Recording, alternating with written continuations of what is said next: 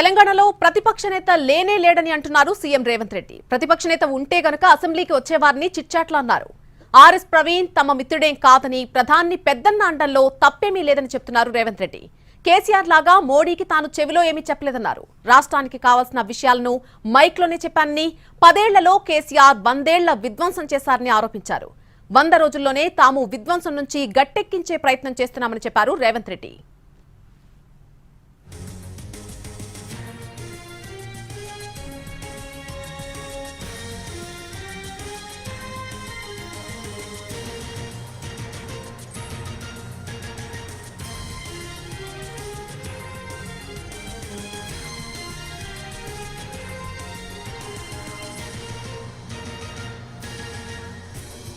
తెలంగాణలో ప్రతిపక్ష నేత లేనే లేడని అంటున్నారు సీఎం రేవంత్ రెడ్డి.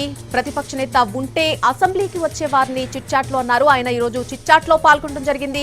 కొన్ని కీలకమైనటువంటి వ్యాఖ్యలు చేశారు. ఆ చిట్చాట్లో ఆర్ఎస్ ప్రవీణ్ తమ మిత్రుడేం కాదని, అలాగే ప్రధాని పెద్దన్న అండంలో తప్పేమీ లేదని చెప్తున్నారు.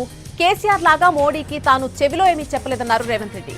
రాష్ట్రానికి కావాల్సినటువంటి విషయాలను మైక్లోనే చెప్పానని, 10 ఏళ్లలో కేసీఆర్ 100 ఏళ్ల విధ్వంసం చేశారని ఆరోపించారు. 100 రోజుల్లోనే తాము ఆ విధ్వంసం నుంచి గట్టెక్కించే ప్రయత్నం చేస్తున్నామని అన్నారు రేవంత్ రెడ్డి.